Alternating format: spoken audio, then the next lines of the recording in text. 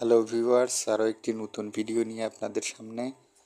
যদি কারো ব্লেন্ডারে এরকম সমস্যা হয় যে আপনার রোটারি সুইচটা ডান দিকে বাঁ দিকে যেদিকে ঘোরাবেন সব দিকেই পুরো মুভ হয়ে যাচ্ছে,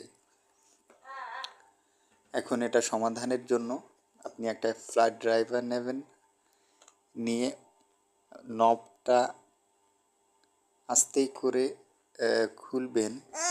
পুরো ব্লেন্ডারটা আপনার খোলা লাগবে না, শুধু নবটা খুলবেন। নবটা খুলে যে রোটারি সুইচটা এক হাত দিয়ে ধরবেন। রোটারি সুইচটা ধরার পরে রোটারি সুইচের যে নাটটা সুন্দর করে পেঁচে পেঁচে আস্তে আস্তে ওটা লক করে দেবেন। টাইট দেবেন, আস্তে আস্তে টাইট দিতে দিতে লক হয়ে যাবে।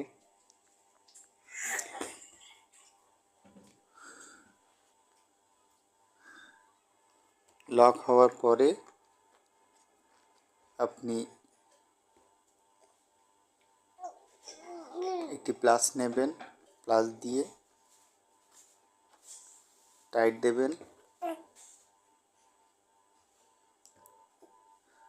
টাইট দেওয়ার পরে আপনি সুইচটা পজিশনে আছে কি না ওটা একবারে দেখে নেবেন নবটা লাগিয়ে, যে আসলে পজিশনে আছে কি না।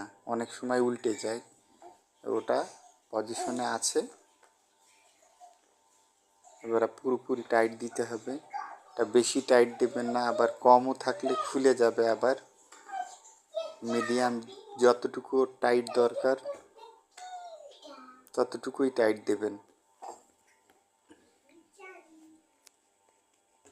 টাইট দেওয়ার পরে আপনি নবটা আবার লাগিয়ে দেবেন।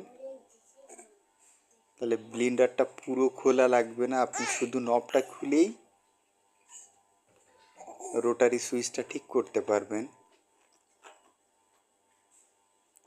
ভিডিওটি যদি ভালো লাগে লাইক দেবেন,